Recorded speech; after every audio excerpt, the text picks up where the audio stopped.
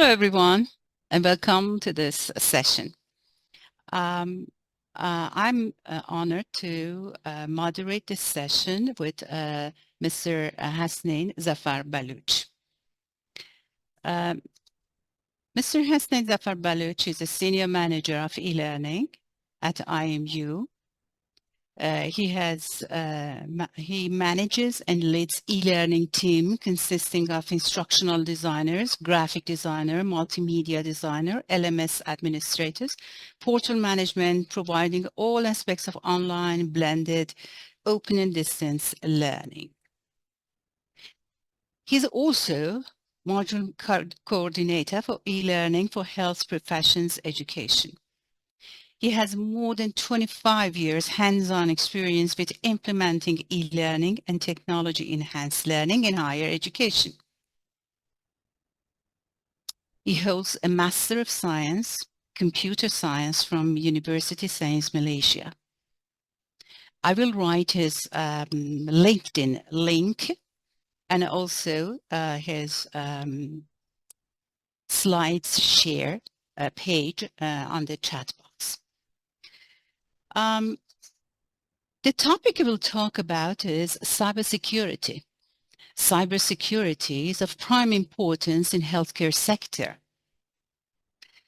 because in the healthcare sector, including health facilities, hospitals, and healthcare education centers, we deal with sensitive information, including patients' information and other users' information.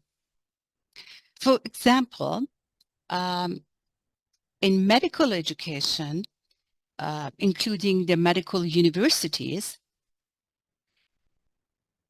the cyber security is important because they are a very important target for them to attack. Why?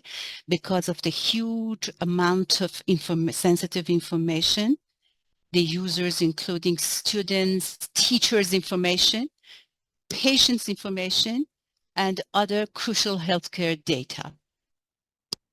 So it is very important to protect them. And many companies are investing on protecting the organization from cyber attacks.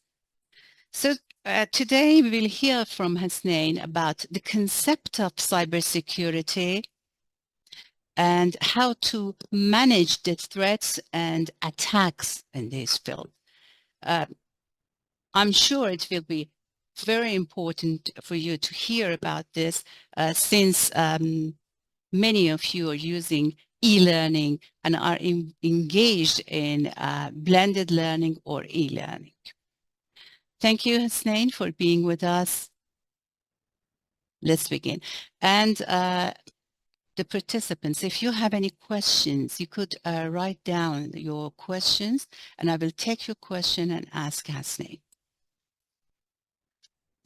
Okay, thanks, Dr.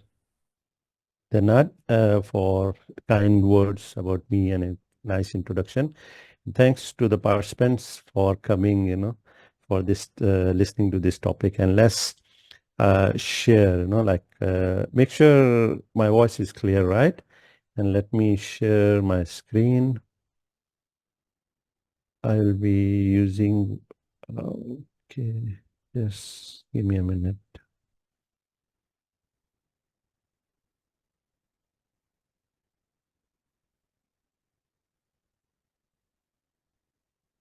So I'm using a web base this time, okay? May I know how many of you get this flyer and what was on that flyer? Can you type in and what was the security issue there?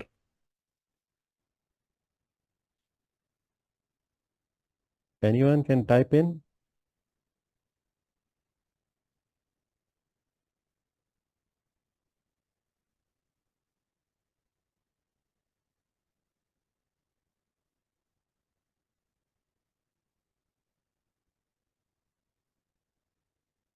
How many of you got the Zoom ID and passcode at the same place?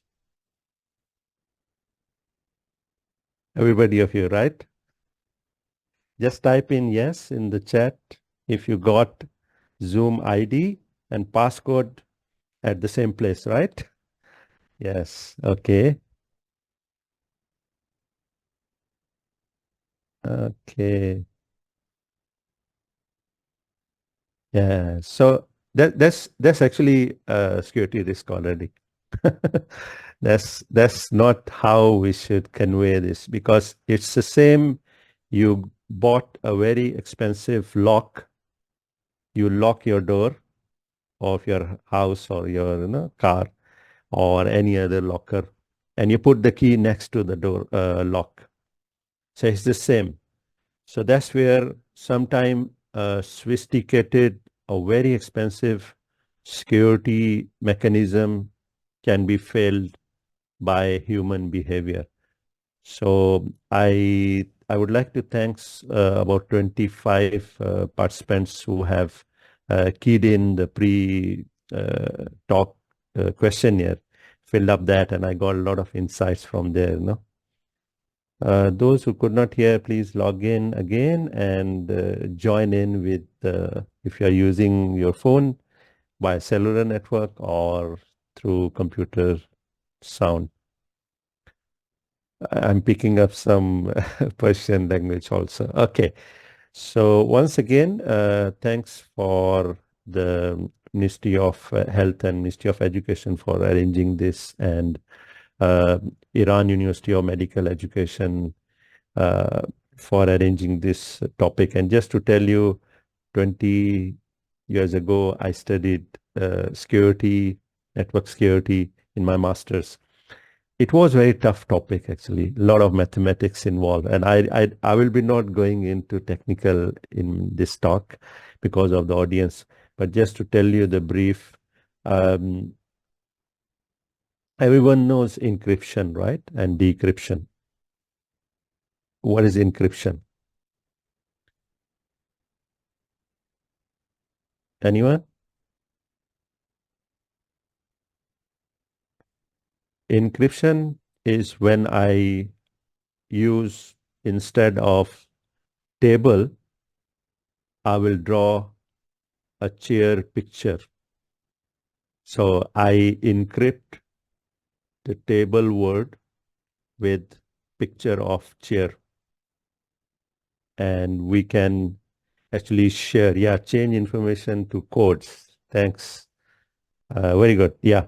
So when you use these codes, you should share these codes between sender and receiver.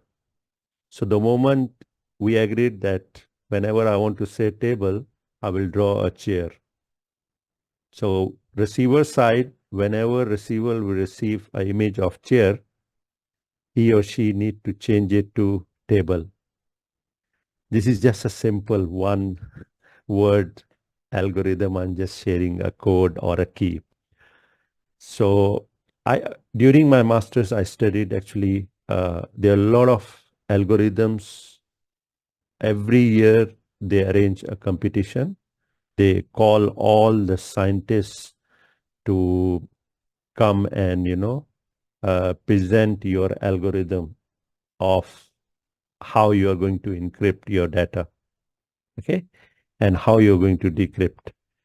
So there were certain countries, scientists, they said, we will not take part in this competition because the rule of the competition is that you have to disclose how you encrypt and decrypt your data. Then only judges will rate. So they said the moment we disclose the key, that how we encrypt and decrypt data, we are actually compromising our algorithm, strength. Hope is clear, right? So now, just to tell you the facts straight away, I'm not frightening everybody. I'm not exaggerating. Anything you put on internet is not secure. Okay?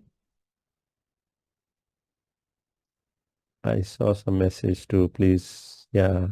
Okay, it's coming to me, Dr. Sanat. Yeah, so Oh, sorry. No worries, no I worries. will Yeah. change the situation. No, you have right. I make you host. You can actually close the camera by yourself. No issues. Okay. So I was talking like anything you put on internet is not secure. It's not safe because most of the applications or algorithms for encryption and decryption we use, someone there will have the key to unlock it. How you want to make it secure? Develop your own encryption and decryption algorithm. Just now I give you a very simple example. I want to present to you picture chair. So you know what I'm going to present to you. Nobody else knows. So this is a simple example just to clarify. Now, the topic is very interesting, cybersecurity consideration in medical education. So let's move on and feel free to ask questions because this topic is very wide. Okay. I just give you example, sharing a Zoom meeting information, how we actually, and this is a common norm.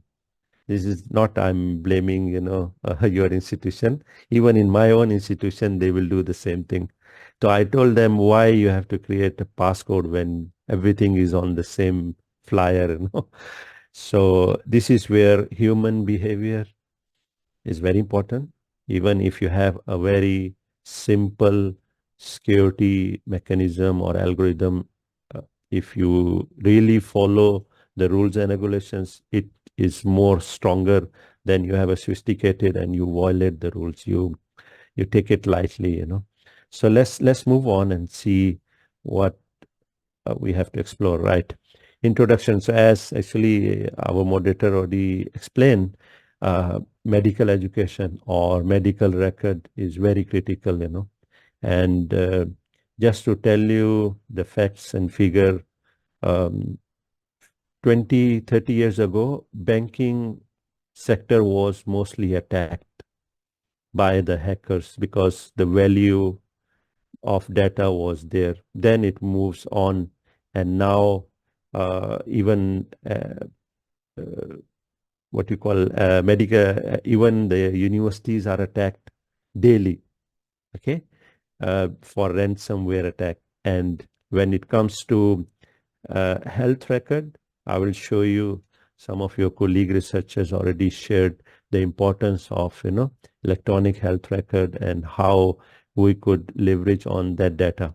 So how we could protect, and this is where I'll be sharing some practices, and hopefully again you have to follow your ministry, your government agencies who actually set the criteria and set the security parameters, and we need to align that and follow that. Okay, let's move on. Okay, what I'll be covering, introduction, then importance of cybersecurity, I touched a bit already, then regulatory compliance. So this is where I was telling you, like, you have to bound to national level authorities who actually set what level of security parameter should be for key in, like for example, every time you go to university or institution or office for work, you need to sometime login ID and password to access certain information.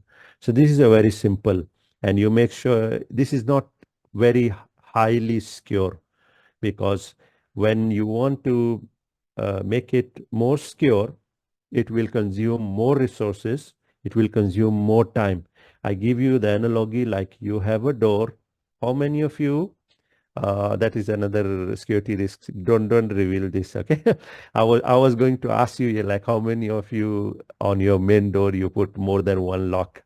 So I don't want you to reveal that I put 3 locks, because maybe you want to make it secure.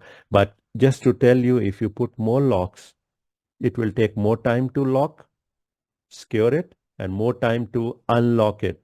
So if you are going and out or accessing that door 5 times a day or 10 times a day, just imagine how much time it needs. Same way, if you want to make the information more secure, the computation process may take extra time.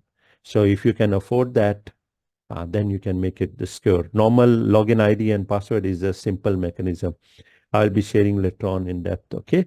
Yes, data privacy consideration. I will share some cybersecurity attacks also. Every time the hackers are one step ahead of whatever mechanism you make, to secure your data. But again, I repeat, human behavior, human vigilance, that's the key to make us protected. Be vigilant, pay attention. If anything going against the pattern, against the norm, alert I actually asked one question in the questionnaire, like, do you have a task force at your institution? It's the same way like fire hazard, you sometime every floor you put one fire warden, to be vigilant, like whenever there is a smoke, whenever there is a fire, how you can actually evacuate a human. Same way or even more critical is your data security, or cyber security. So you need to make sure that you appoint task force, which the main role of this task force is to make sure that create awareness first of all, and then I will be sharing in detail more. Okay. Then how we can secure medical devices, and here the term we use Internet of Things, and in one of the conference I attend, they said Internet of Medical Things, so or endpoints. So how we can make secure of it, and then few more topics, and then you see I was telling you about having a task force and incidents response plan. Like if you face some issues, who I should, as organizer employee, should contact, and what would be the protocol, what I should do next. Then I will highlight blockchain. That's a new advanced method they use to make our data more secure and encrypted. And then I will share with you some of the cybersecurity awareness, threats and trends. And at the end, for about 2 hours, we will try to cover all these topics. Okay, all clear? Just type maybe 5 in the chat. Let's see how many of you are here. Okay, thanks, Dr. Zara. Yes. Oh, Professor is there. Yes, sir. Thanks. Okay. Yes. How about others? All clear, right? Yes, importance of cybersecurity in the health sector. So just to let you know, whenever you will see slide made with Gamma, so I use actually artificial intelligence. So this is a disclaimer here, but I modified a bit, like after getting from this AI tool, I modified. Okay, right. Data protection. That's one. Then device security and regulatory compliance. So these three are main or key important areas when you're talking about cybersecurity. So data protection, just now I explain to you like how we can encrypt the data and make sure all sensitive patient data are secure. And if you are making it secure, another issue which we need to address, it should be accessible also. And I will show you to all stakeholders. Most of countries, their Ministry of Health coming up with central data repository, to manage electronic health record and make sure it's secure and it's backed up and it is accessible by all stakeholders.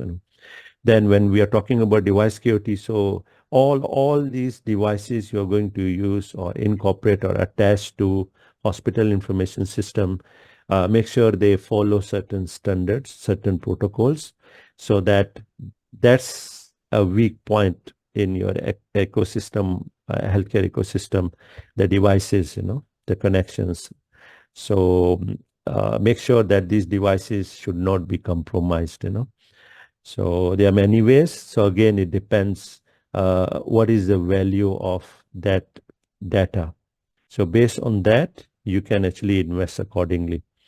Hackers or people who wants to access data, if you make secure in such a way that they or encrypt data in such a way that it takes time to decrypt, by the time they could decrypt, the value of that information is not that high.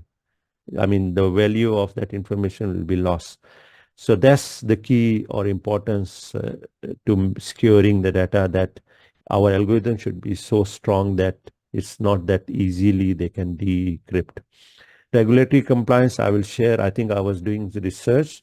There are a lot of research going on, and a few agencies under Ministry of Health and even in national level security, they in Iran, Islamic Republic of Iran, they are actually doing that. I will be sharing some of the papers with you if you really want to go and dive in and know more. Yes, so these are few ecosystem regulatory compliant bodies. ICPA is in US. Then we have in European Union also. Then what they does, they actually make sure that all the stakeholders, they follow certain protocols. They talk same language. That's the first thing. And how they could actually should not compromise the data leakage or security issues. So they sometimes do audit, or they sometimes randomly do a fake attack, or they call penetration test, that if you said like, yes, my system is secure, they will hire, they call ethical hackers. They are hackers, but they are ethical. They are just trying, they don't have bad intention. They just want to hack your system to make sure, check where are the loopholes or weak points, and inform you honestly that please fix this.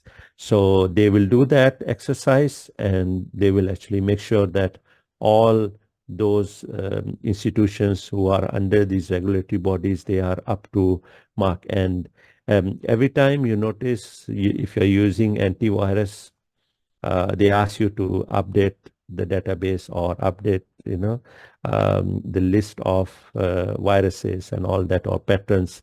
So this is very important. Okay. Yes. So far, any questions?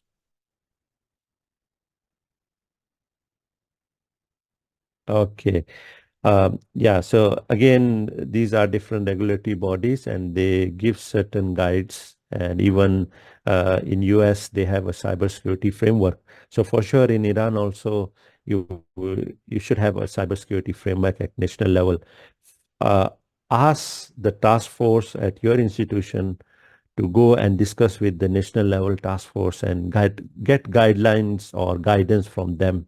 They could even assist you to make sure. They could even guide you. Sometimes just making everything secure. Let me give you an example. There was issues like a lot of website games. Hackers penetrate into our institution system, and the IT had said, okay, block internet, all websites, game-based websites. And suddenly our one of medical education, module, we use games to train our, like simulated games. So what I'm trying to highlight, closing everything, yes, is a solution, but not always. So like you disconnect, yes, you can make it secure, but how you're going to make sure that data is accessible? You still need to connect to certain infrastructure. So this is what I'm trying to highlight. Okay. Now, cybersecurity regulatory body in developing, there are a lot of regional level regulatory bodies also. So why I'm sharing all that, you need to have connections. Like I think a few months ago I was there in Iran, and I attended a conference, on primary health, and I think coverage, national coverage for insurance and all that. So WHO was there, like, so similarly, if you want to make sure you want to make certain data, data need to be more secured, align with these international bodies, regulatory bodies, then regional, then national. So when you have a connection, you will be the first one to get alert. They have their own network. So the moment they detect that there is a new attack, new virus, new pattern, or new ransomware attack, they will inform all those who are member states, Okay. Yes, here even Asia Pacific also they have, where we have like India, Malaysia, and Singapore there, and they work very closely because securing internet, securing data, or securing applications which are connected to World Wide Web, you alone can't do anything. Okay, it's not sufficient. So you need to partner with regional countries or regional bodies, or even at international level. Okay. So hope is clear, right? This is the paper which I actually was reading just now, about a few hours ago, where I was looking at which are the bodies who are responsible. So if you look at here, this paper, I think 2023 they published. Maybe now things may change, I don't know. But you have a Food and Drug Administration, then National Medical Device Directorate. So you need to actually work with all of this: Iranian National Standard Organization, Ministry of Health. So these first two rows, they are the regulatory bodies. And then in the middle, pink one, they are the one who actually implement. Okay. And then in the next slide, I will show you there are other agencies which actually make sure that standards are followed. Like Ministry of Health is also Vice President for Science and Technology. Even Ministry of Industry, Mines and Trade also involved in setting some standards. Okay. This is where you have like regulators, just now I shared, and then you have like demand side at the bottom, Ministry of Health, Vice President for Science, Technology, and all that. And the detail of the paper, if you want to read, just Google this: Iran's experience in developing high-tech medical innovations and path ahead. This is actually one of the few researchers from Shahid Beheshti University, and it was open access. I could access that article. Okay. Now, types of cyber attacks. You see, I'm in Malaysia, and when lockdown started about 3 years ago, or 2020, Zoom was just there. Zoom was there, but it was not that secure. Suddenly, there were a lot of incidents that meetings were hacked by someone, and they can project anything. Right? So then they introduced complicated links. So they have like a key embedded or ID embedded inside the link, and then they introduce a passcode, so that to avoid this middle man in the middle attack. Like it is actually technically they call IP spoofing. Like every institution, I'm making it very simple, technically may not be correct, but just to make sure that everybody understand, every university have a unique address when we are talking about internet communication. So when you go open your browser and key in the Zoom meeting ID, this Zoom knows from which IP you are connecting, from which address, and then it establishes a connection. So what happened that in the middle, hacker or someone can copy and pretend that that person is me, and start receiving information from me, but not transmitting to you all, sending something else. So this is what man in the middle attack, where they can even, the first one they call session hijacking. Like every time I'm saying something, it breaks down into packets. Things are so fast that you may not even notice what's going on behind. Every videos, when I move my hand and movement, is actually captured, is coded and sent to all of you, decode it and present it. If your internet is slow, you will notice that the video will breaks. Okay. And sometime if God forbid we have man in the middle attack, then you may not see what I'm actually projecting.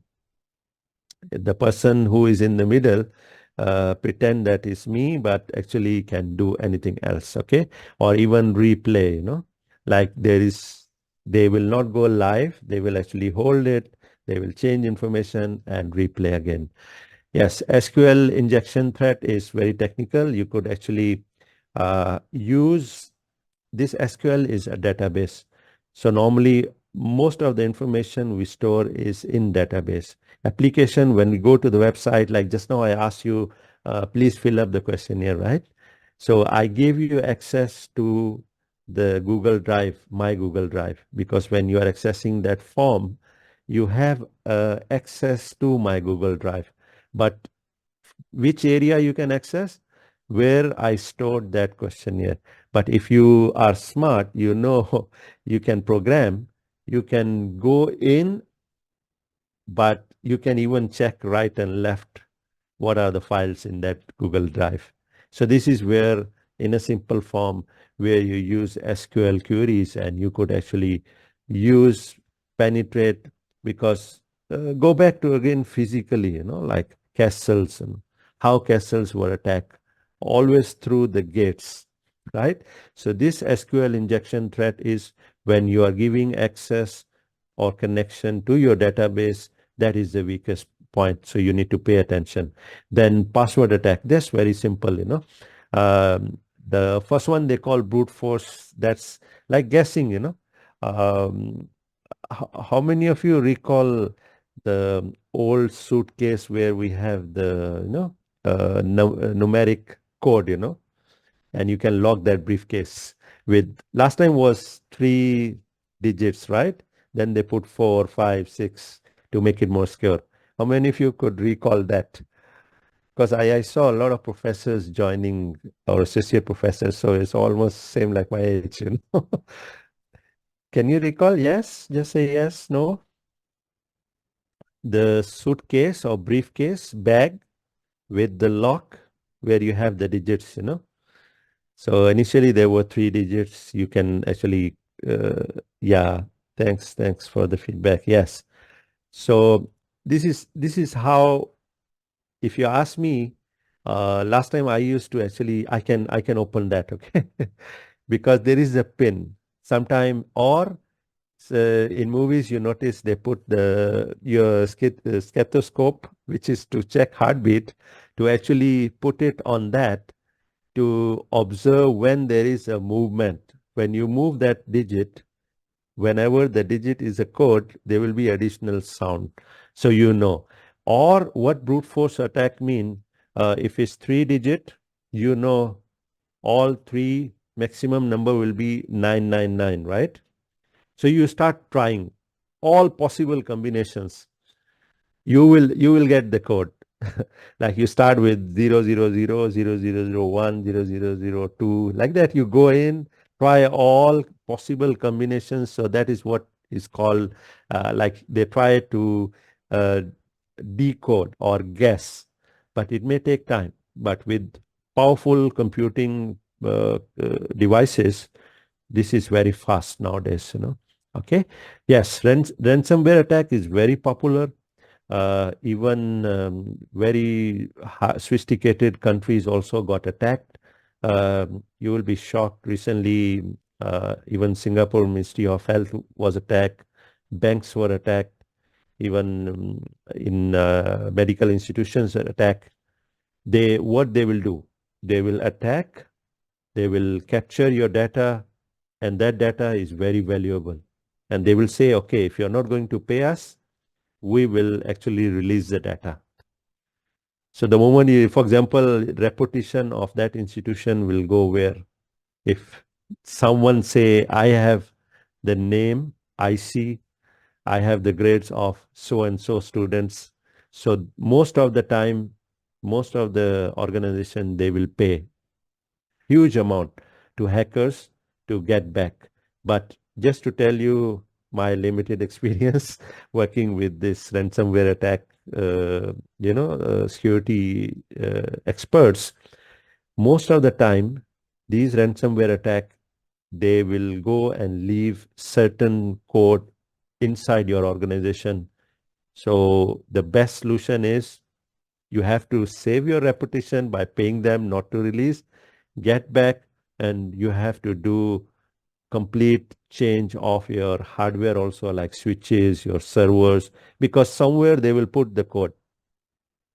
They like, even it's like they know how you structure your so what I mean, like, if God forbid any institution or organization got ransomware attack, they have to revamp, they have to restructure all their database, they have to change the position of their storage, how they make authentication, they have to change all that. Okay, then we have like different other attacks like drive-by attack, AI powered attack. This also getting popular now. They run artificial intelligence, ask AI to check where is the weakage, where is the weak point, and then they attack there. And distributed denial of services, like you make your application loaded with unnecessary requests, and the real user will not able to access the service. Then cross-site scripting is another one where they talk to each other, the sites, and you can get that. Okay. Phishing. Phishing is what? Is actually also popular kind of attack nowadays. Whenever you receive an email, be careful. They might camouflage with the words of VC, or even if they know your president of university's name or vice chancellor's name, they will use that name. But if you pay attention, the spelling may not be exactly the same, or the email address may not be exactly at like for my example, my own university is imu.edu.my. So they may say name of my vice chancellor exactly same, but at the rate not IMU, LMU. So in a immediate look, I will say, oh, it's the vice chancellor's email and asking me to click and fill this form. And you immediately will click. The moment you click that form, you are gone. You are trapped by this phishing email, and they fish you. Fish is like they trap you. Okay, so pay attention. I got so many emails every week. Very alert. You won a lottery. You won this prize. Immediately I delete. No need to click. Recently, one of my own colleague, he normally never email me because he can come and see me physically because he's very close to my office. So he emailed me, and it was suspicious because he was asking me I need you to fill up this questionnaire, and all his research work I'm aware of. So I actually pick up my phone and ask him, hey, did you send email? He said, no, there is something wrong with my machine. IT is working on it. So pay attention.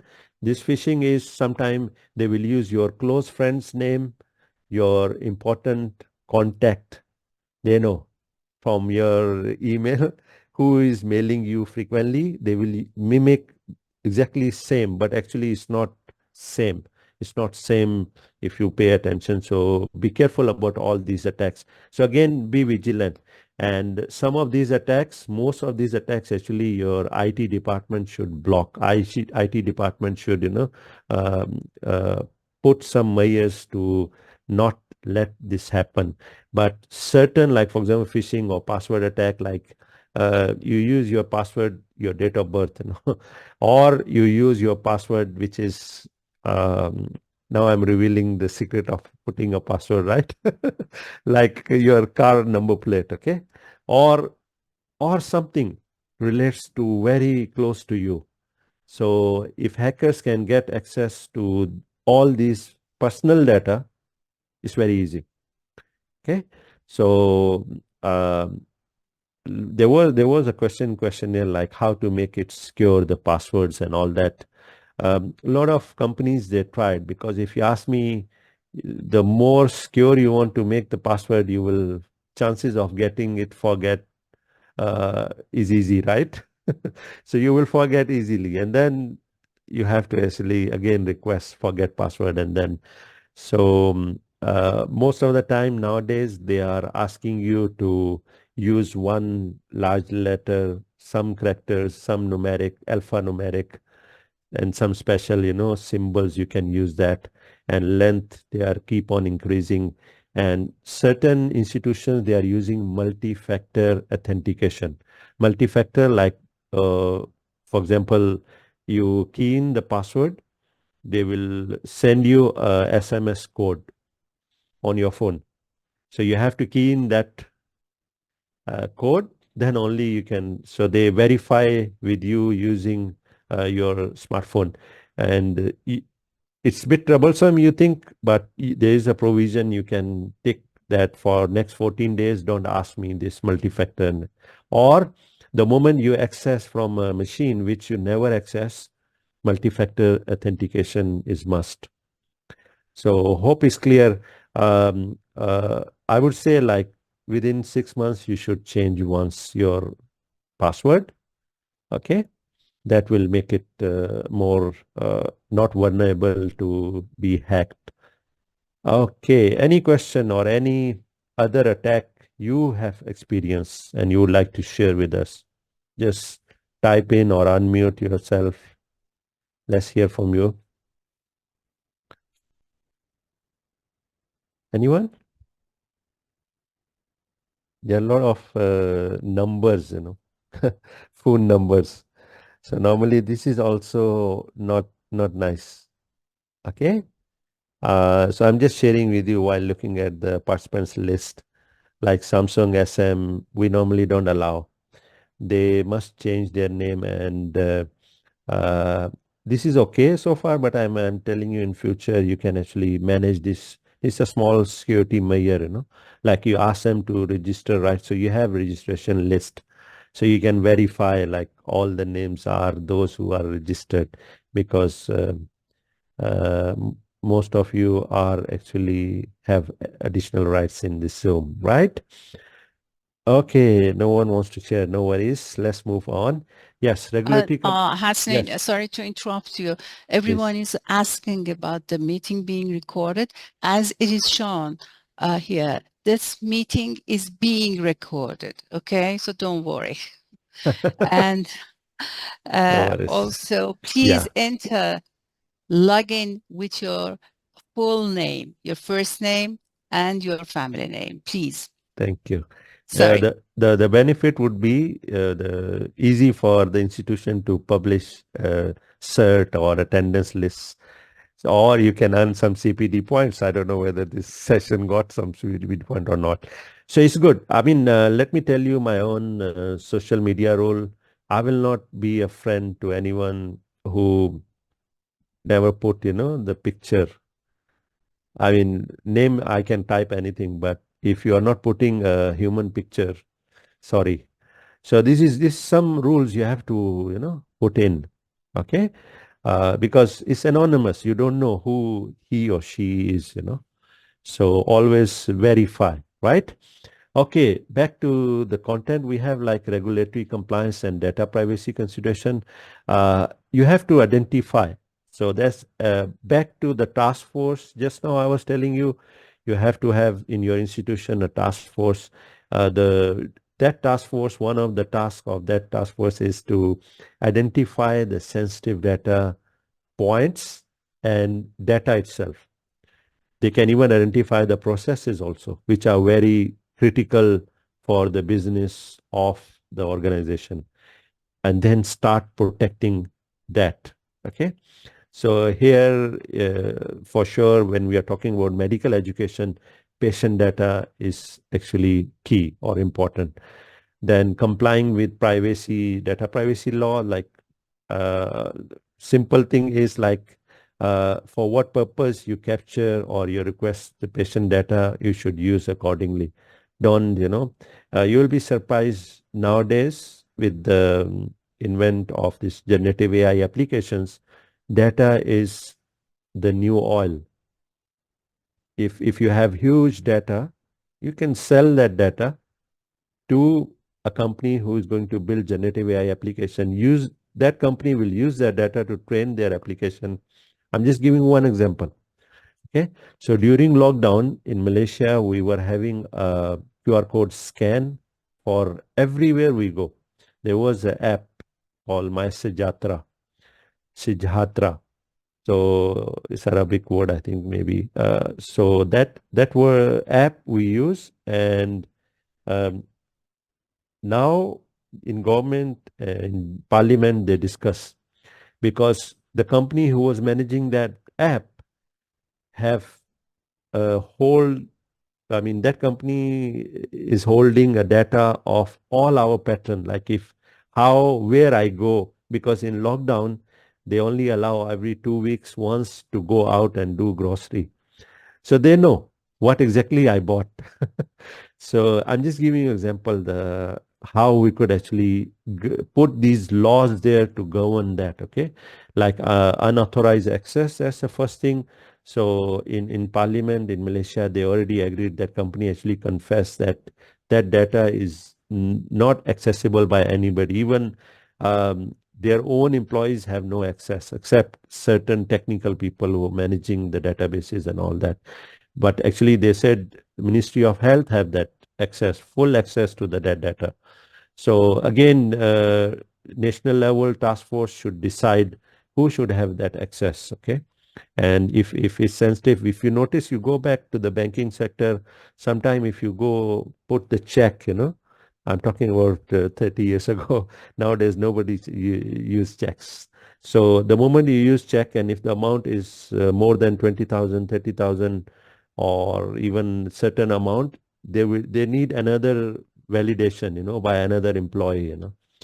So this is where, or you go to the mall, and here in Malaysia, if suddenly there is something wrong in the scanning of the objects, or you don't want anything, like one of the item, the cashier scan, and I said, no, I don't want that. You need to call the supervisor to verify that. So this is where I'm just telling you like how you need to set your own criteria, secure data storage. And I will be sharing Estonia, one of the European, very small country. They have implemented blockchain, and they have successfully, yes, initially it was cost involved in it, but now they are getting benefit of that. Audit and risk assessment, we have to do that. As I was telling you, like you need to put that task force and let regulatory bodies guide you, do the audits, and identify that where you have the gaps or security risk, or where you are not following the data privacy standards set by governments or agencies. So this is where how we could make efforts to prevent data. Okay. Now, securing medical devices, as I highlighted earlier, these are the points where if you make it secure, so your start or origin of data point is secure, then you need to focus on transmission, how you transmit. A very simple example, they use tunneling protocols. Tunneling is exactly same like anything, anybody inside the tunnel you can't see from outside. So same concept they use from device to device, device to database is secure tunneling protocol. So even hackers can access the packets, but they were unable to open the envelope, open the tunnel, and they could not even identify what is inside. So this is other thing which you need to do. And then Internet of Medical Things. So this is where you need to follow certain protocols and regulations. Okay. If you can build your own, perfect. It is not that easy, like to let each and every medical device in a hospital or a hospital information system able to talk to each other using your own protocols, because you can do it. It's not impossible, but it is costly, But once you could build it, then that would be more secure. because nobody knows, right? So like here they are talking about encryption, access control, and continuous monitoring. So continuous monitoring is very important. Cybersecurity is not something like you implement once and you relax. Every day, let me tell you, my own institutions, more than 100 attacks every day on just their website. Okay? Because IT always discuss with me, and this is a very small university I'm talking about. It's not like that big university. Like I think your university have more number of students. We are having active 3,000 to 4,000 students, and every day 100 times attack on our website. So if we relax, yes, we have a sophisticated system. We have like a demilitarized zone concept in network where they don't know what is inside, what is server, what is, how many servers we use. But still, they yet to penetrate, but they are attacking, right? So regular software update is very important, and vulnerability, as I was telling you, engage ethical hackers. Let them test your system. And when I say ethical hackers, so they should be honest in telling you this is where you should improve. Okay. Yes, and secure network configuration and meditating, emerging threat. Now, key to key, I will explain to you when we are discussing the primary key encryption concept. Okay. And we need to, the task force or the responsible staff need to make sure that, all devices, they are monitoring, they are checking, and it's not vulnerable, okay, to all these attacks. Now, how we can protect electronic health records, okay? First one is data encryption. So just now I give you example, the more encryption layers you put, it will take more time to decrypt, more time to access. So let me tell you, if you have a medical health record about critical diseases. Now, when I say critical, varies from countries to country. Like here in Malaysia, diabetic, obesity, cancer, few other diseases, they put very critical because that's where they are targeting to reduce. Even smoking data is also critical here. So all this data, they want to make it secure. So, but if you're making it more secure, then if other stakeholders want to access, they need to decrypt. Then only they can access. So this is where you need to identify what is critical data. Not everything you need to encrypt high level. You can actually make it secure by putting just password. Okay, that's a simple level. Easy, fast, less secure. If you want to make it more secure, I can explain to you, like you can use primary key or primary private key. Okay. Yes. Anyone? Anything? Okay. Access control is also very critical. Like what I can do, I can only view. I have no rights to modify. If I want to modify, I need, and I was telling you about multi-factor authentication also, like you can have another key. Sometimes the key can be randomly generated and you have to put in. And that would limit unauthorized access to electronic health record, right? Then backup and recovery. So this is also very critical.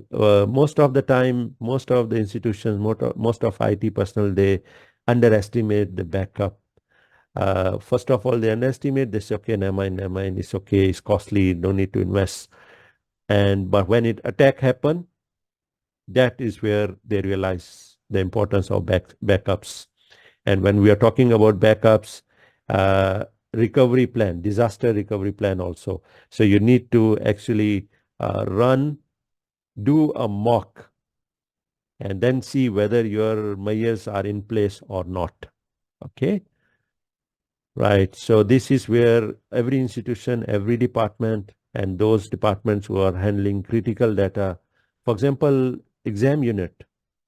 because I saw some of the example questions in the questionnaire, how we can protect, data or like assessment and all that.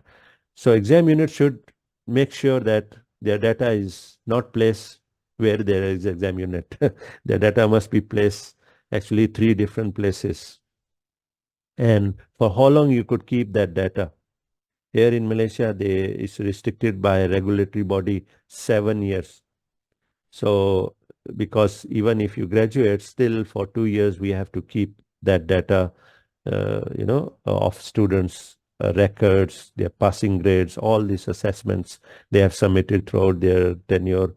We need to keep it, and it need to be secure. Okay. So I will share the e-Estonian case study, and that would highlight more how electronic health data could be, implemented using blockchain. Okay, yeah, this is where blockchain technology in medical education, and let's move on.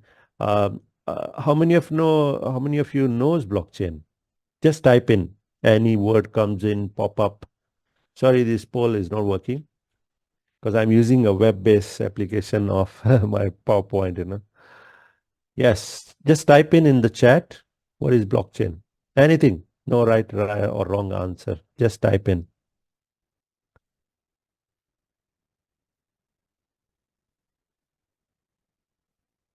No idea. Okay, blockchain.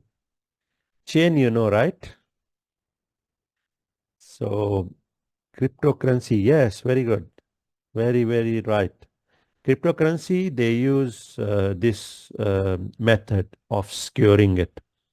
Bitcoin is one of the product of blockchain. Okay, but don't consider it because there are a lot of issues with Bitcoins and this cryptocurrency, right? But how successfully they implement this blockchain, even nowadays they have implemented for credentials, like micro credentialing, they use blockchain. So that if I said I am expert in certain or I have this skill, so that can be verified by using blockchain by a third party, and all other stakeholders can verify also that I have that skill, and that person, that skill is given by authenticated agency or authority. Okay, so let's move on. So what is the background of blockchain? It actually started 1982 when I think thanks to Dr. Zara, you highlighted about cryptocurrency, digital cash. So they started implementing digital cash.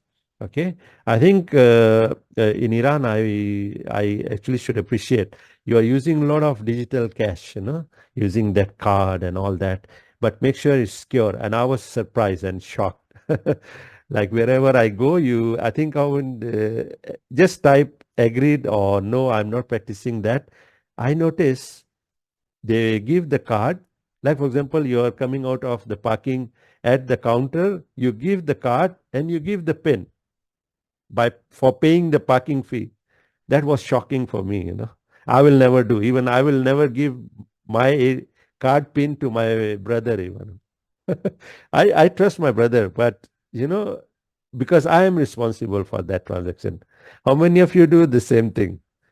Oh, yes. Okay. And is it a risk or not? I'm not, I respect, because honesty, like as a nation, I was shocked and I even stopped one of the person, what you're doing? He said, no, I trust, no, nothing will happen. But this is a risk. This is where, like you have to make sure that digital cash, the PIN is actually everything. Okay. PIN is like something where, like you're giving a blank check to someone and you sign already. Now it's all up to that person to write 100,000 or 1 million, it's all up to that person. Yes. So in 2008, they started using, in Japan, uh, how to incorporate public transaction ledger. And this is what ledger in accounting, where it records all the transactions, and blockchain can do for transactions what the internet did for information. So just imagine how we can communicate now. We are thousands of kilometers far, but due to internet, due to World Wide Web, information can transfer. So same thing, blockchain transaction, so you just go back in hospital, there's so many transactions happening. First transaction will be the patient enrollment or patient basic information or history taking. Diagnosis, another transaction. Prescribing medicine or requesting test. All these are transactions. So just imagine how to make it more secure. Blockchain is one of the example. And digital transformation actually assisted us because nowadays we have more powerful infrastructure.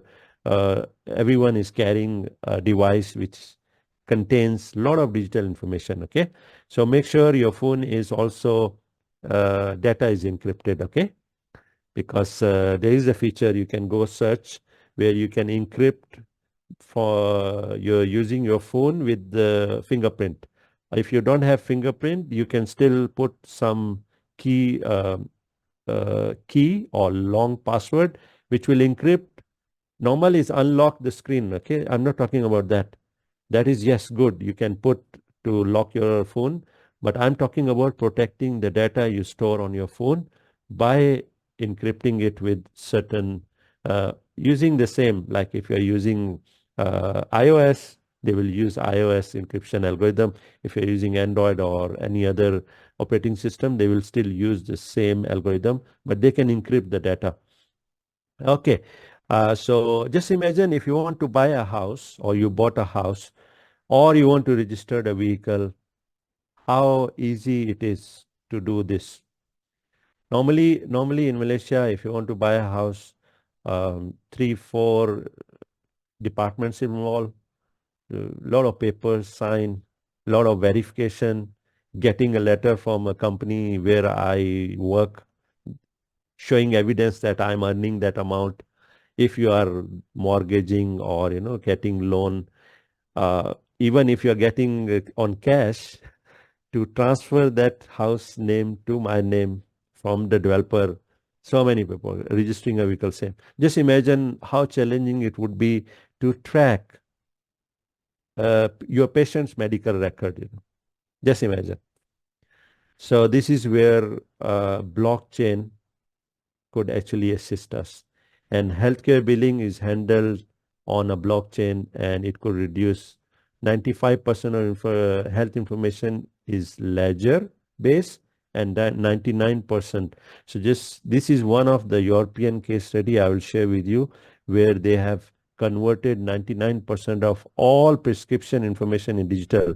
And I think when I attended that conference, uh, I think you have already the ingredients to move into this direction, because when I look at, even you can jump, don't go directly, you can directly go to mobile health because I notice your mobile transactions or mobile phone usage or penetration is very high.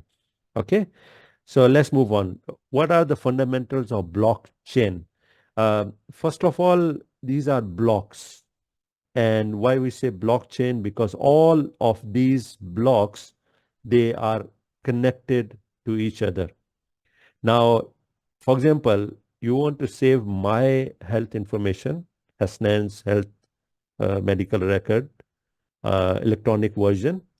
You need to create 10 blocks of same record and distribute it to 10 different places. And each and every block, you are allowing them to modify any change their information. Only these 10 block position where you can change information about me. And they are connected. So to change, once you change in block number 10, within there is a time, within that time, all blocks should synchronize. If don't, there is no synchronization or there's some issues, they have to destroy that block because there's some hacking going on. So this is the strength of blockchain. And you heard of mining, So you need a lot of energy, first of all. You need a cooling place to run machines on high processing machines to mine the Bitcoins, okay? Because it needs a lot of computation power. And first of all, nobody will know except one or two persons how many blocks are available for my health record. Only certain high, people in the Ministry of Health maybe, or in the data privacy or digital cybersecurity department may knows that how many copies actually exist. So if hackers get access to one block and they're able to, first of all, it's very hard. I don't want to go in technical. I can explain this hash, time spent, stamp, because the moment you change, it will stem that block, and it will update all other information. And sometimes this hash is all mathematical formula, and even you don't know what would be the actual hash value, because sometime a simple example I can give you. If I want to transfer liquid to you people, and this is a cup, right? Now, this is a unique cup. Existed only maybe 2 cups in the world. 1 cup I can give to you and 1 cup I remain with me. And we agreed that anything liquid comes from me, it should fill this cup. If it's slightly more or slightly less, it means there is something wrong in the middle when we were transporting that liquid. So this is something, I just give you analogy about cup. Here, hash is the value. Nobody knows that value. So sometime, for example, if I, or another example I can give you, whatever we will communicate, it should be dividable by 2. So if I want to send you number 5, I need to either -1 or +1. So I have to write in the information in such a way that actual information is this, but +1, then it will be 6. Then you need to check first whether it's divided by 2 or not. If it's not divided by 2, it's not from me. Or it is tempered in the middle. So I'm just giving very simple example. It's not that simple actually. Okay. So this is where each block contains a cryptographic hash. It's all mathematics and it's very fast. Okay. All this hash checking, the moment you type www.imu.edu.my, it actually does that. It verify, translate into IP. IP goes to the server. Server will receive the packets, got the stamp there, got the hash value, and then it will actually decode it at your browser, and that's how the information transfer. But in blockchain, it's a high advanced level. Hope is clear. I'm not making you bored or it's not that difficult. If you have any query, any question, please feel free to ask. If it's all okay, just say yes. Let's see. If not, please ask. I'm making it simple, just to understand how it goes, Okay. Sorry, Yes, please. Hasnain. Yeah. By all you defined and explained about blockchain, you mean that it is secure? It could Yes. assist us to prevent a cyber attack, but it is expensive. It's very costly, and it needs highly Infrastructure, yeah. sophisticated infrastructure. Is that Correct. right? Yeah. You're right. But let me tell you, when I will discuss the case study, it is worth it to invest in this. Because let me explain to you when I say ledger. So if you are in your hospital, you have one record book and you want to change information in that record book, how you can change? Either you ask that person who is writing, please change this. Actual age is 60, but you said no, make it 50. I'm just giving you a scenario. That's one way. Or you go yourself and change that because it's written. You can go and do something, 0, you can make it 6 or something, you can temper that record. Now in blockchain, you are copying that ledger in a digital form in different locations, I'm just sharing with you, this is block 12. You may have 50 blocks of that information. You don't know. It all depends on how your infrastructure or how you plan it.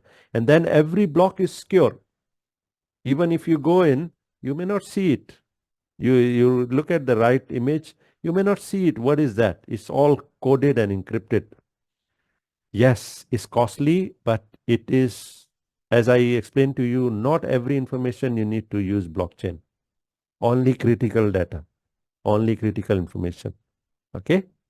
So this is hopefully, thanks for asking this.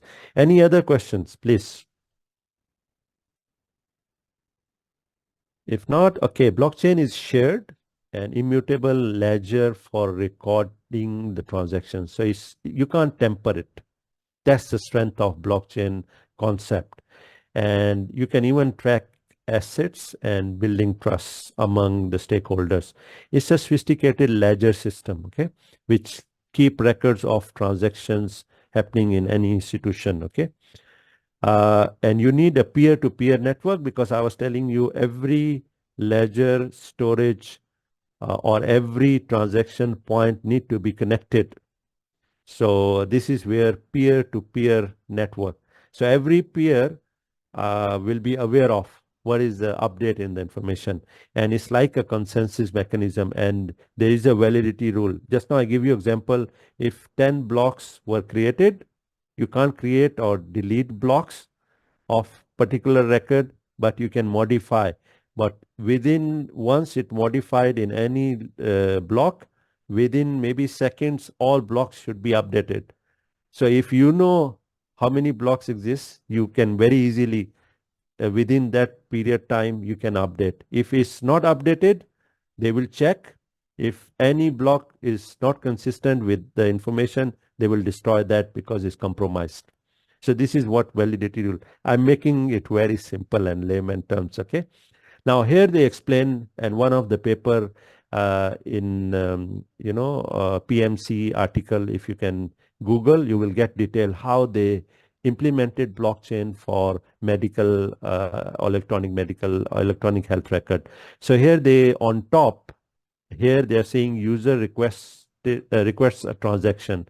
So a transaction can be, like, please, I want information about a patient ID this. What's the result of the lab test? That is a request, a transaction. And or other data, any other data. And then transaction is signed because user is using a system. So the moment it exited from the requester's machine, it is already encrypted with a private key. Now here, let me explain to you before private and public key concept. Very simple. It took me few months to understand when I was studying, in master's level about network security and public key. So assume you have a private key, okay? And that private key only you know. Nobody else should know. The moment someone else knows your private key, this private public key encryption is compromised. Clear? This is rule number 1. Your private key only you should know. Now, it's actually what? Private and public key, they are two different mathematical numbers. They got some relation, but it's not that easy to identify the relation. The bigger odd number is more secure, the key. So you encrypt with your private key. You lock it with private key. You can unlock with your private key, and you can unlock it with your public key also. Okay, so there are two different keys, private and public key. If you lock or you encrypt with your private key, you can decrypt only with public key. And public key, you can make it public available. Okay, so this is how it works. That's how it's very fast. If I want to send something, I will encrypt with my private key, and you know my public key. You are a receiver end. If it decrypts using my private key, you already know that that data is from me, because that private key is only with me. Nobody else carries that. And that's how it works. And if you want to send something to me, you can encrypt with my public key.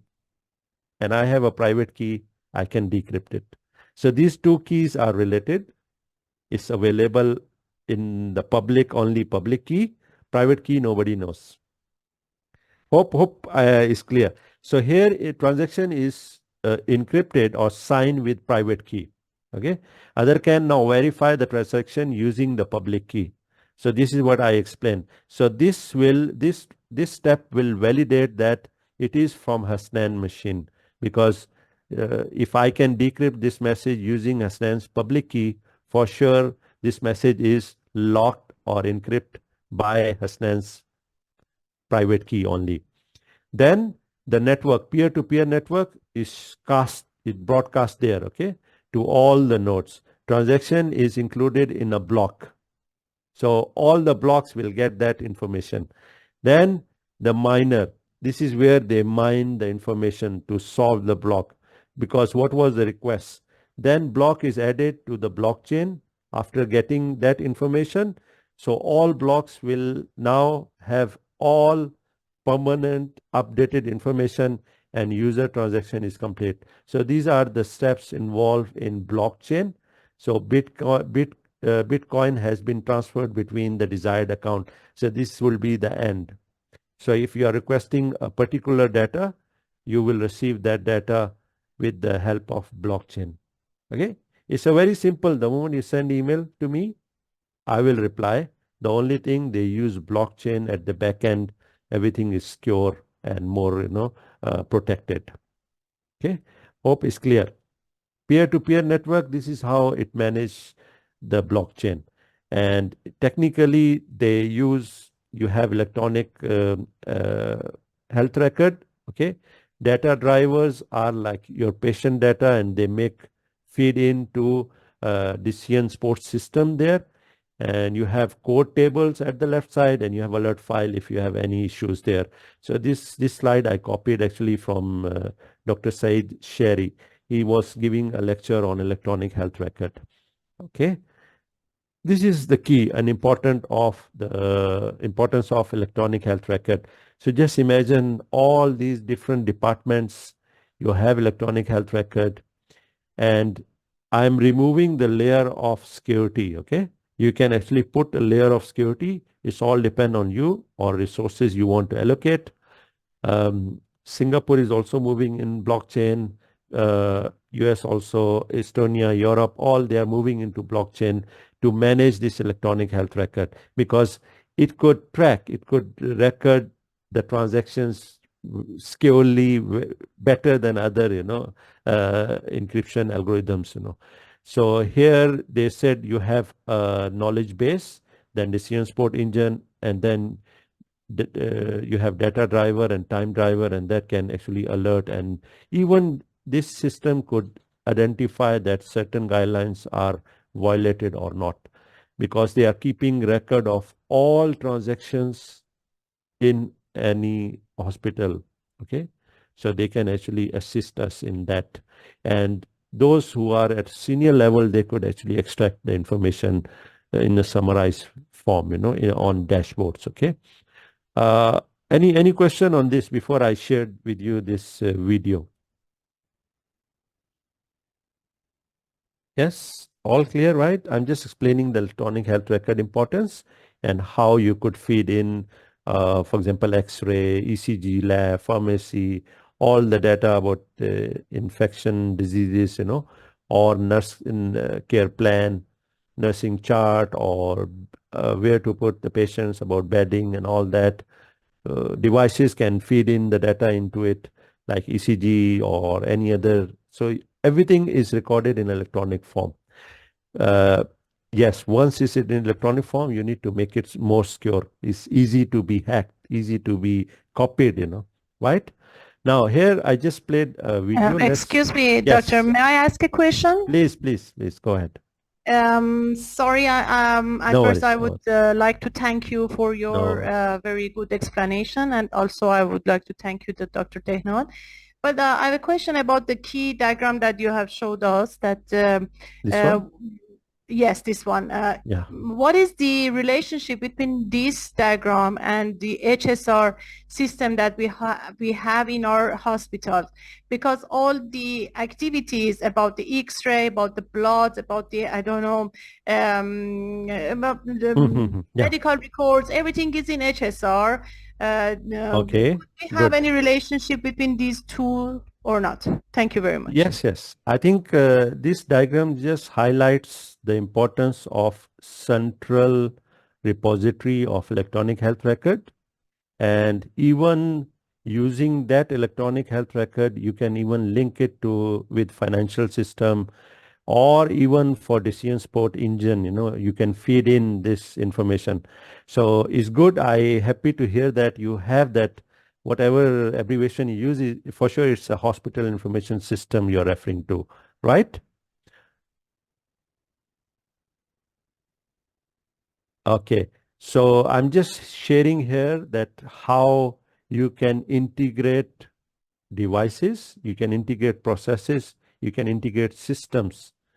And even I will share with you in the following slides how you can engage other stakeholder outside of hospital information system. For example, insurance companies, for example, traffic, police, or other, because sometimes you need their assistance or information from them.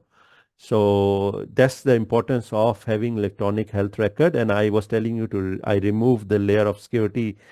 Later on I will share. Hope is clear now, right? Okay. Thank you very much. I've got it. Thank you very much. No worries. Yeah. So let's hear.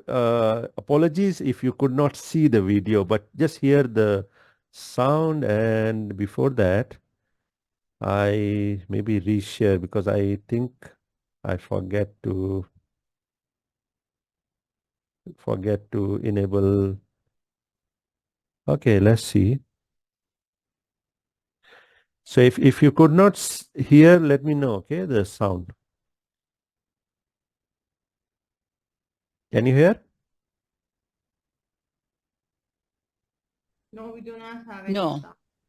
Oh, you cannot hear. Okay.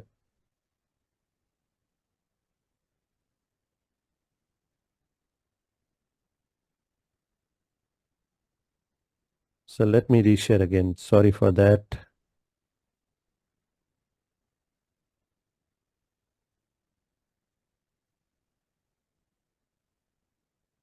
Yeah, share the sound. Okay, let's try now. By the way, technology can fail anytime, and all these systems, what I was sharing with you, may fail. So that's where backups are very important. But I won't be sporting, like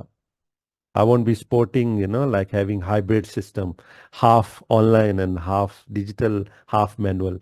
That actually is not advisable. That actually takes more time from the users, those who are using this system. Hybrid system may not work. Hybrid learning, yes, works. Okay. So let's move on, and please let me know if you could not hear the voice. You will be not able to see anything, but hear the voice. How we can actually make this information digital. Yes, we can. Consolidate Okay, it and create what I like to call health to the power of one. And this is a very important concept because, we talked about it earlier today. We had a great presentation about how healthcare is thought of as a copayment. And it's not really individualized until that money starts coming out of your pocket. Until you're like, oh, this actually applies directly to me now that I have to pay X number of dollars for my prescriptions. So what we try to do with technology is generate health to the power of one. And that's not just for the individual. That's for the doctor also.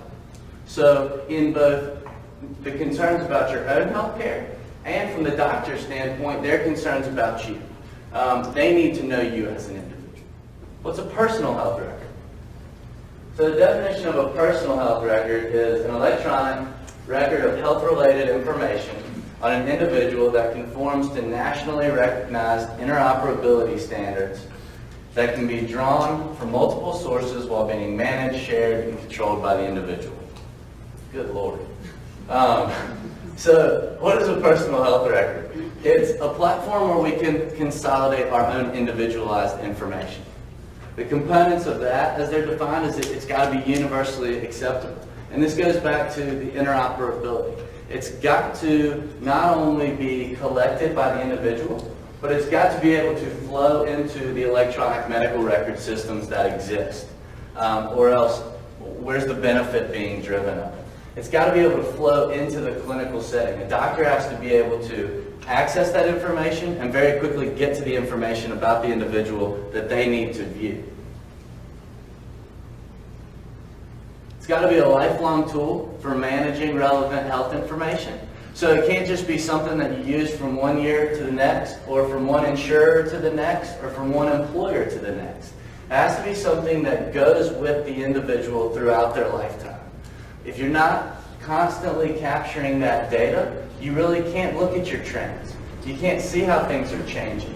So it's got to be something that you can constantly maintain. It's got to be secure. That's pretty obvious. This is probably the scariest part about health information technology to the mass market. The scarier thing from us, from a technology standpoint, is there's actually better controls that can be put on your information if it's digital than if it's paper-based. You have no idea what happens to your information if it's paper-based. Through our technology, just as an example, we can tell you every single entity that has touched it, that you released it to, that actually looked at that information. It's got to be secure and protected and privacy, but then confidential. So that individual has to be able to manage who sees that information. And be able to manage to what level that doctor or that caretaker or that provider can actually view that. Kind of the environment as we are today.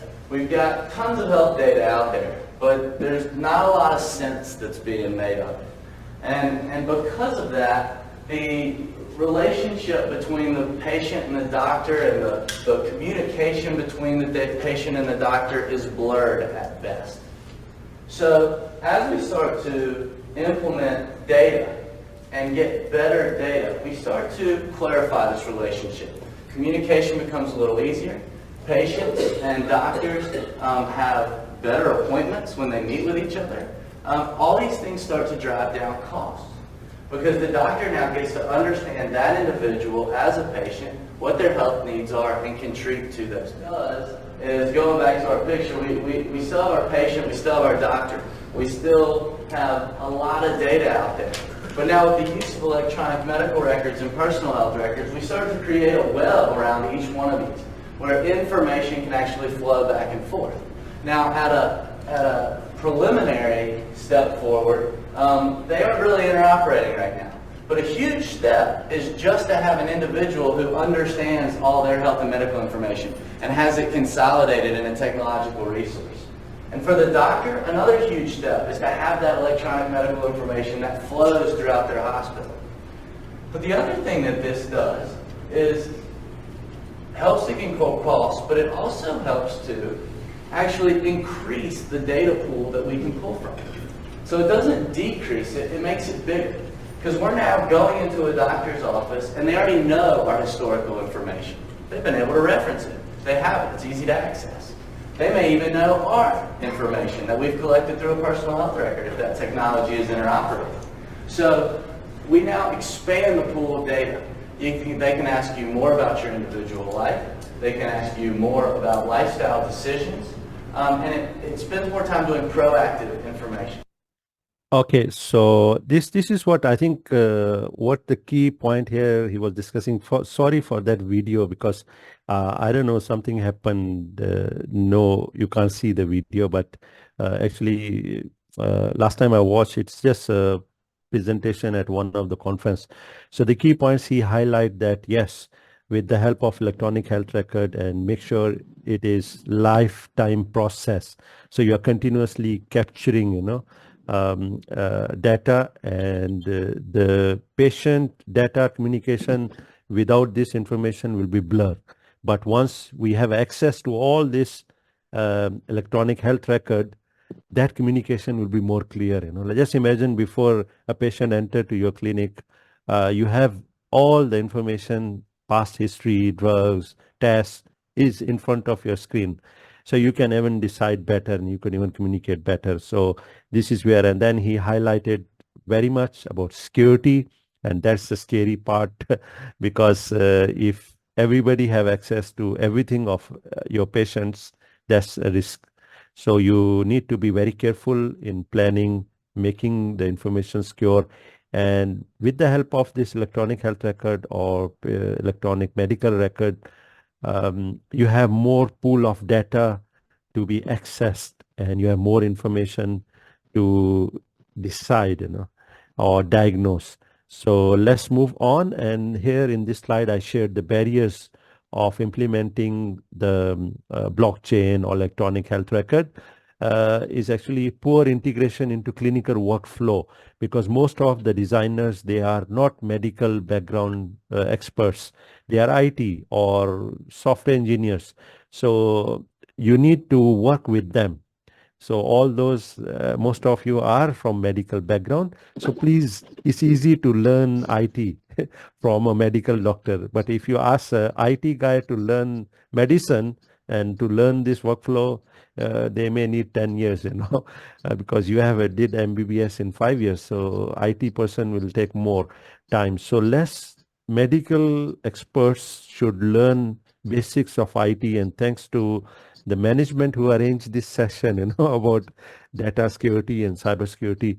So the other barrier is low level of uptake by clinicians, because straight away rejected, no, because they think threaten or unsecure that these systems will take over their job. No, actually you will have more time to collaborate and interact with patients. Let these systems handle all this information, write up. Nowadays, even voice can be converted into text. Cost and time required to develop this clinical decision support system.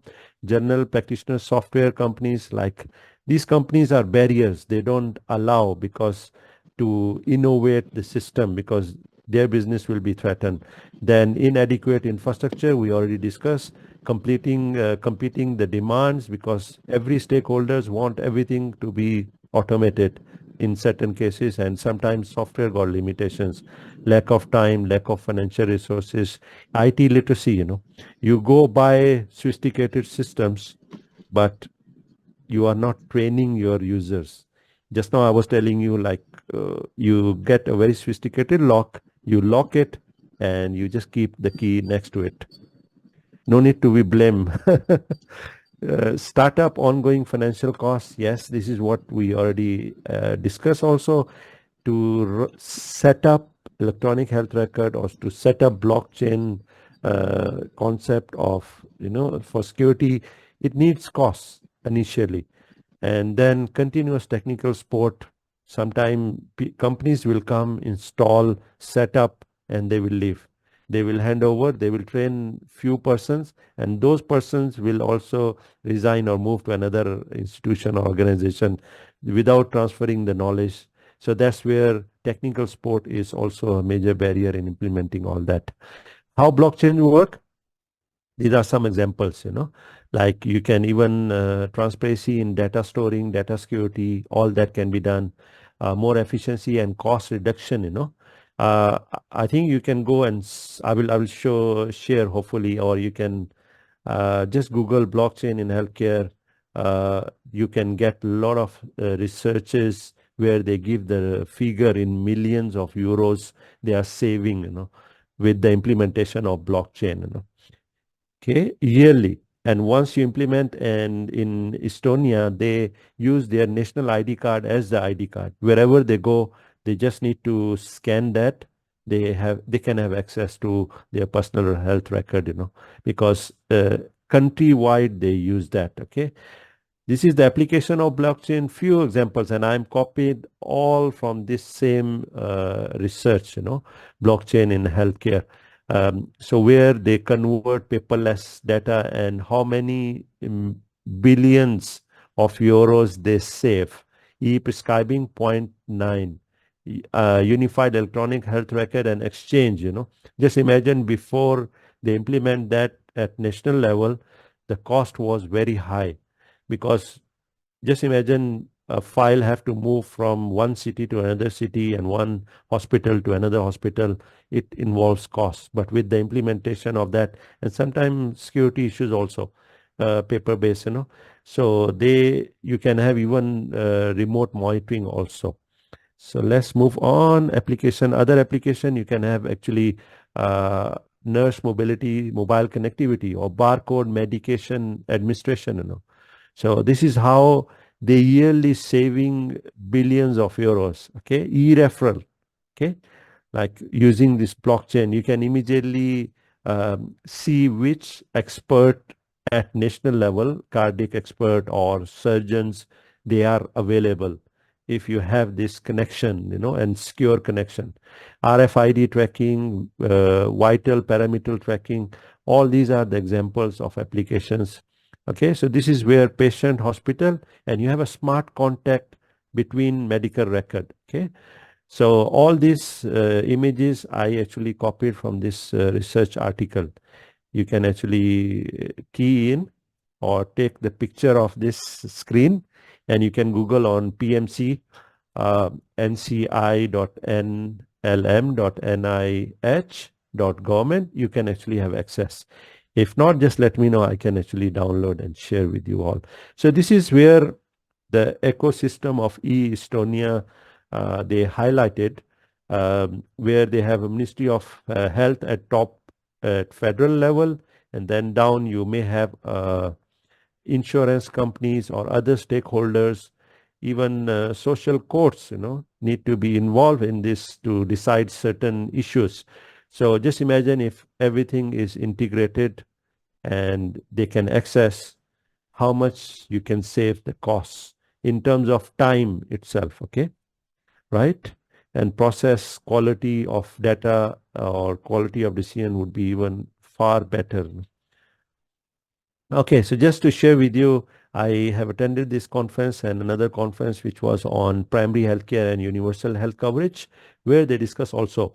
So they highlighted also how this universal health coverage is impacting the primary healthcare if the information is available. And they shared, when I attended that conference, that event, in March 2024, just few months back, even a remote village, you have some computers available where they can access to what is under universal health coverage, what is, covered by government or by that insurance, and that could improve the healthcare, So it's a very simple example, which when I attended that event, they highlighted. And this paper, Network Analysis of Iranian Health Insurance Ecosystem, highlighted the similar issues and picture like this one. Almost similar, where not exactly the same stakeholders, but in that article, they highlighted how insurance companies are working very closely with primary healthcare providers. And most of these healthcare providers most of them are government, and there are few private related also. So they are integrating into ecosystem with the help of this electronic health record, and where you can experiment incorporating the blockchain and all that. And that could be a very good research, those who are interested in.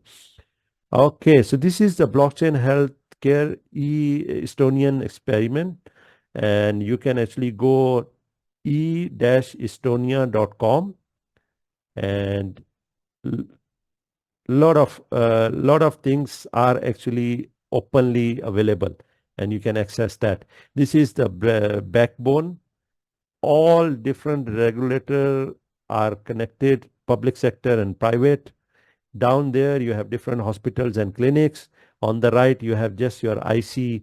Your ID card is sufficient to validate who you are, and what kind of rights you have for your own medical health record.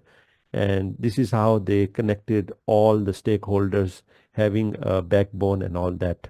Okay, this just to tell you how and where the blockchain is at the cycle.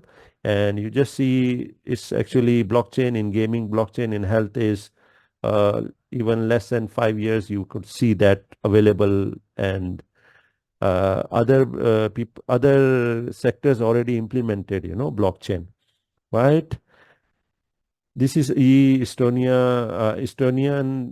e-health system where they save 99% of digital health data is in digital form, 99 prescriptions are digital, and 2.3 million queries by doctors every month using this system. And they are using for security purpose KSI blockchain infrastructure, and they even save 50 millions for skin cancer early detection with the help of this integration, and at national level repository, and with the help of even AI you could even extract the patterns.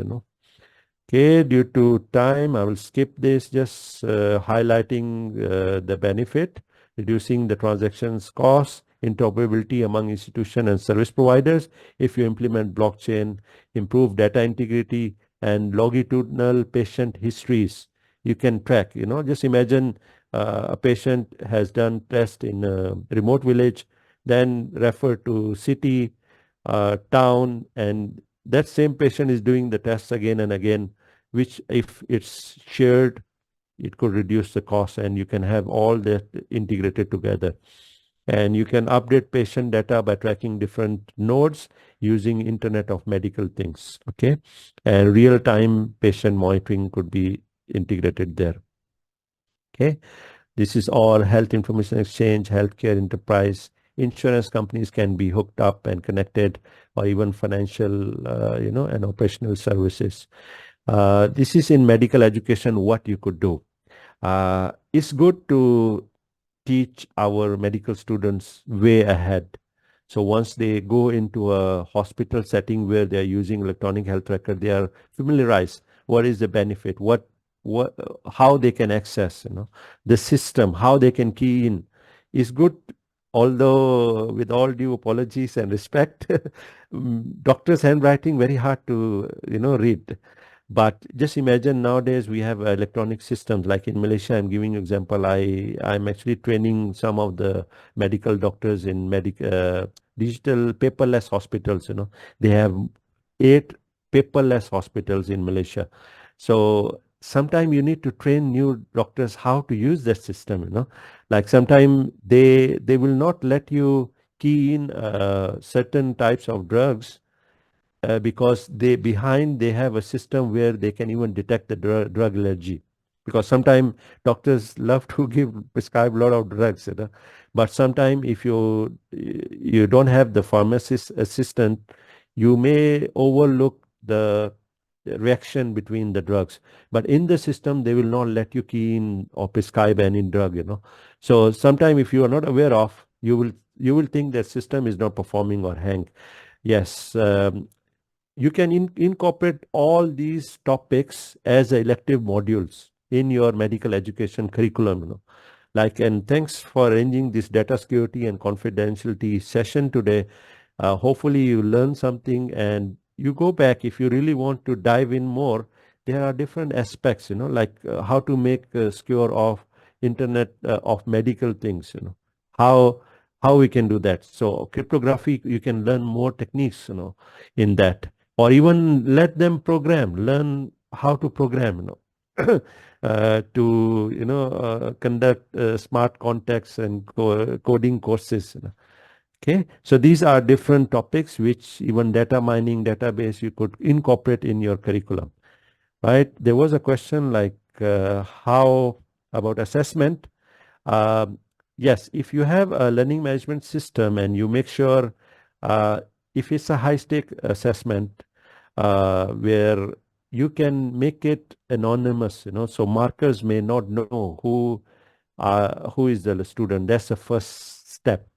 And even before assessment reach to marker, your students are verified first by key in ID and password and all that. You can put multiple questions, in one of the institution, while doing assessment, randomly they will pop up and they will ask you, what's your mother name or your birthday? Please select your favorite color. I'm just giving you an example. All this information which students have keyed in their admission form, we are verifying that it's the same student who's doing that. So this is how you make authentication. And you can encrypt all. I already explained to you, like exam unit should make sure whatever submitted in an exam system must be safe and backed up. And in Malaysia, we are using 7 years. So just imagine 7 years of data is backed up and maintained, and within 5 to 10 minutes, we can restore from archive server to live server. Okay. Right. So let's move on. Yes, here. Yeah, blockchain, I already explained to you, data integrity, access control, and supply chain security. Supply chain could be like all the different stakeholders, they can actually access. Implementing robust access control and authentication, multi-factor is one of the example you can put. Every time you access you receive a code on your another device, not the device you are accessing, and you need to key in. You can use thumbprint as a code, okay? But sometimes even thumbprints can be copied. So enforce strict access policies. Not everything is accessible to everybody. Regularly review and update permissions, because sometimes the processes change, sometimes data requirements change from the ministry or from the higher authorities or from regulatory bodies. You need to align accordingly the permissions access also. Now you need to develop an incident response plan. What if something happened? I tried to log in. I supposed to mark certain assignment, but marks were already there in the system. So who marks? What I should do? So you need to actually prepare, identify the potential threats and vulnerability. That's IT people. How you detect?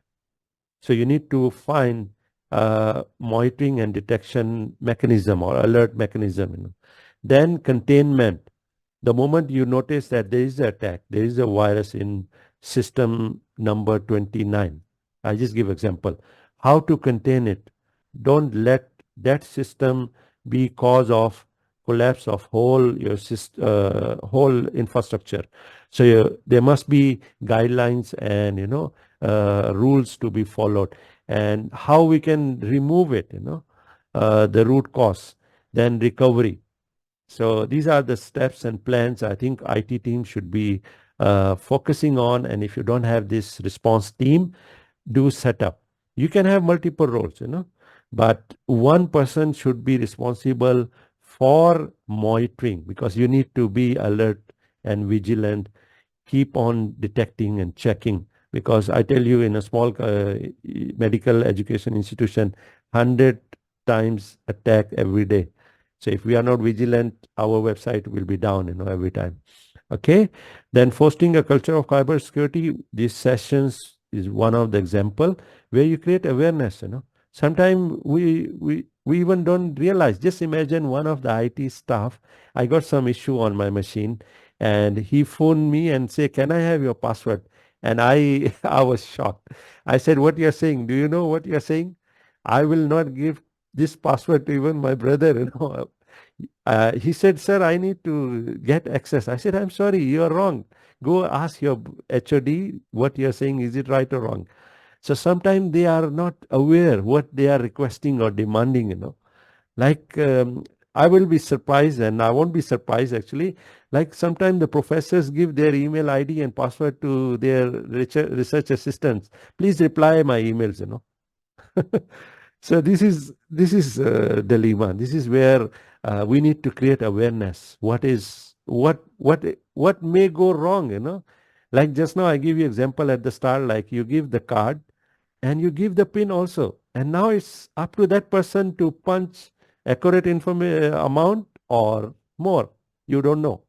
Or maybe you receive SMS, but sometime if you're busy, you may not look at it, how much is detected at that particular point. So most of these financial issues or cyber security, financial related attacks, they normally go very minimum.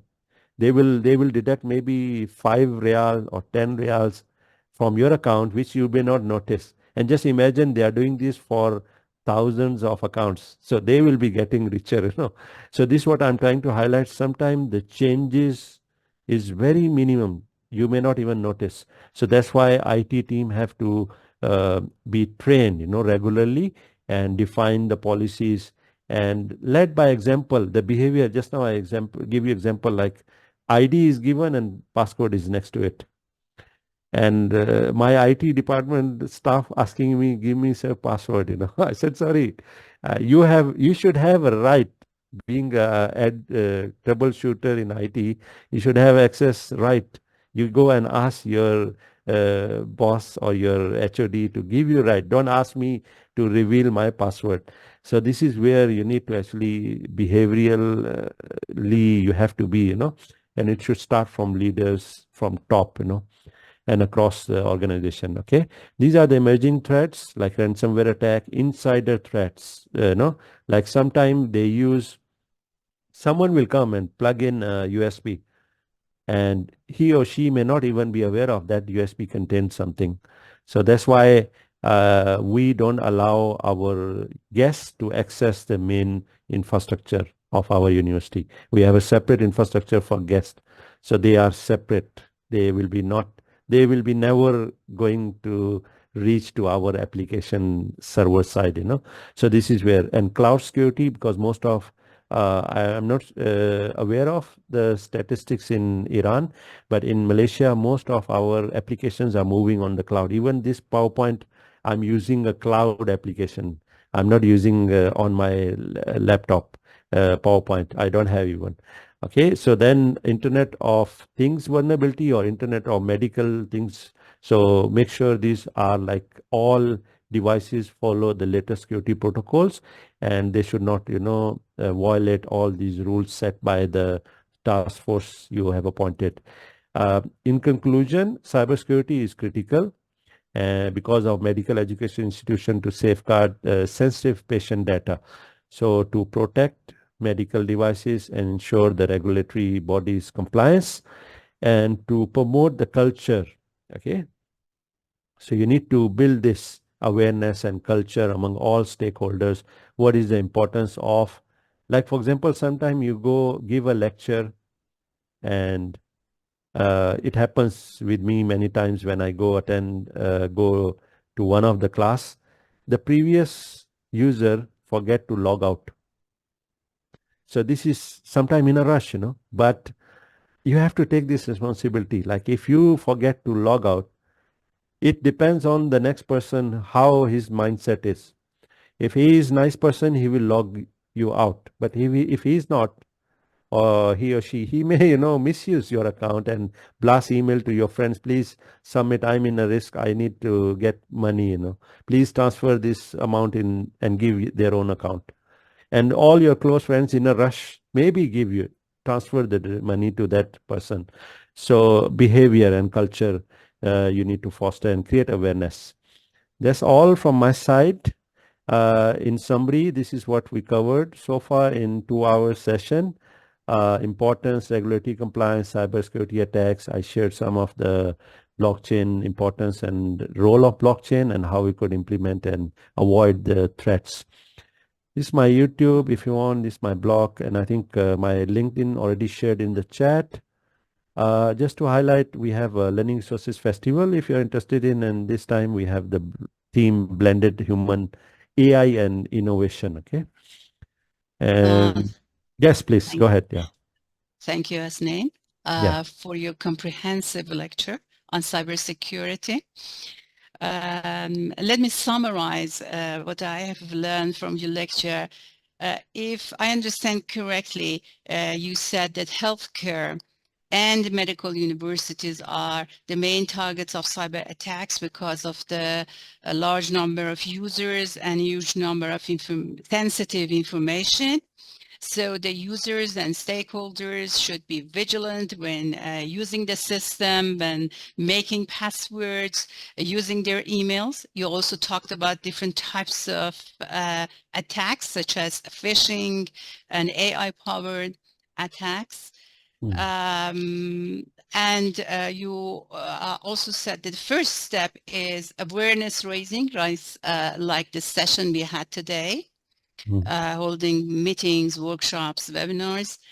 and then developing some strategies to protect the systems and prevent the unauthorized login, attacks, data breach, and deletes. And in the next, you also elaborate on blockchain. And you said that blockchain could help us to protect our systems because of the algorithms and because of the structure it has. It's difficult to hack blockchain. And you said that it is a shared immutable ledger for recording, tracking, and building trust and tracking data. And you said that we could use them in our EHR systems because it could facilitate e-prescribing, nurse mobile connectivity, logistic connectivity, and medical records. It facilitates, blockchain facilitates interoperability, real-time interaction. This is what I learned from your lecture and many other things. You also talked about medical education, which was very impressive at the end of your lecture. Now let's see if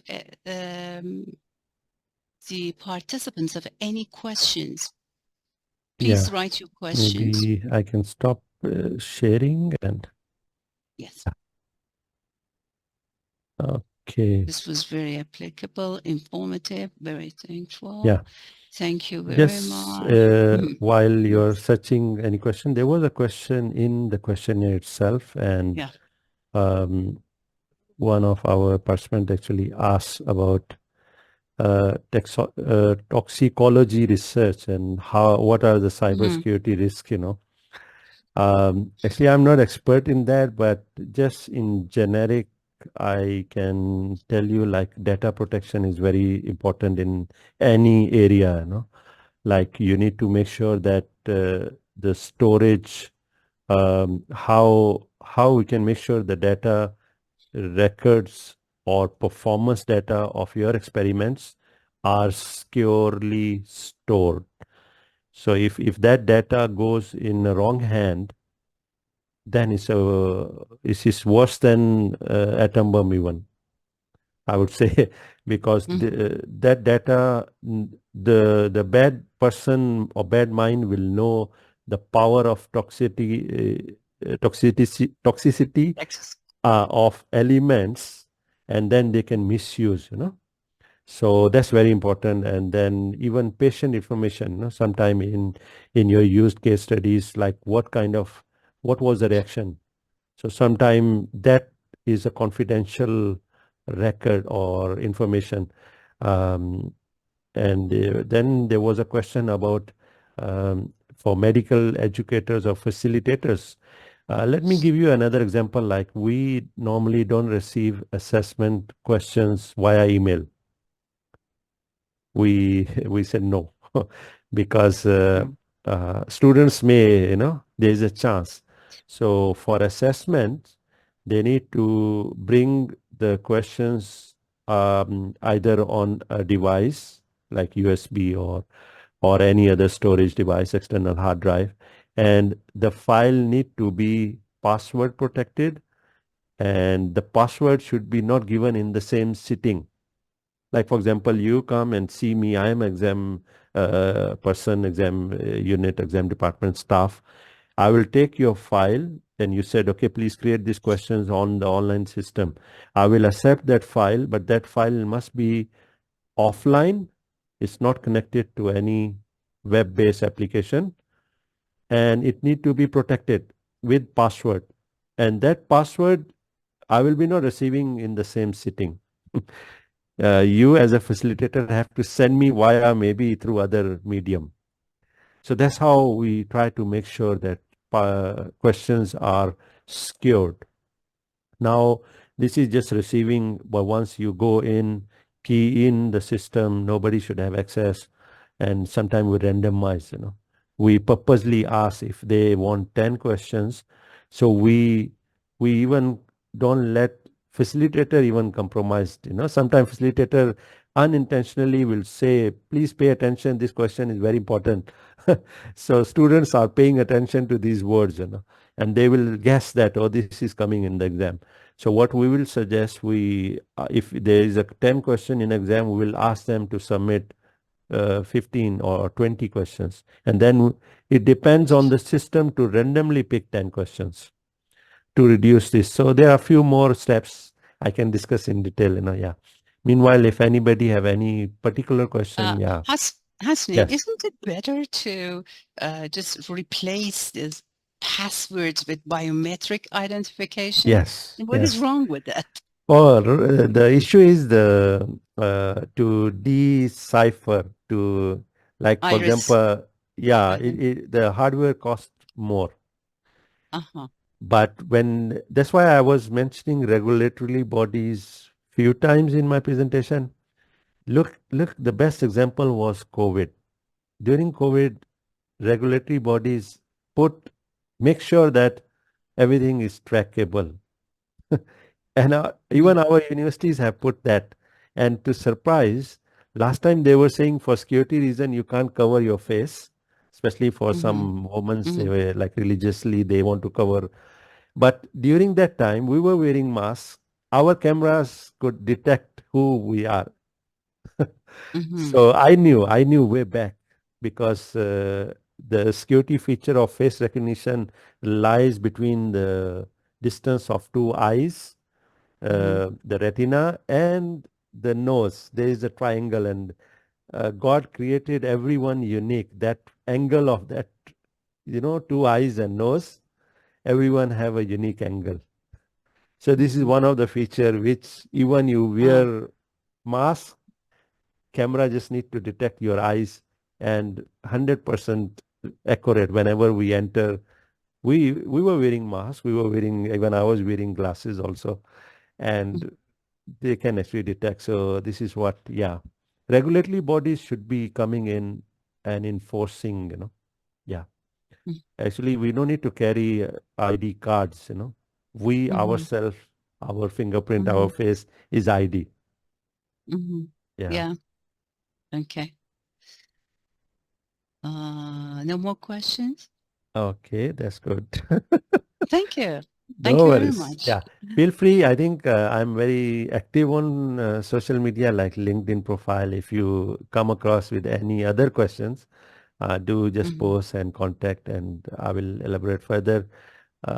Thanks for giving this opportunity to share, because this topic is very, very wide. Yeah, it is. So, Yeah, and thank you for your comprehensive lecture one more yeah. time. And we look forward to hearing more. Sure. My pleasure. Bye, everyone. Okay, thanks. Thanks.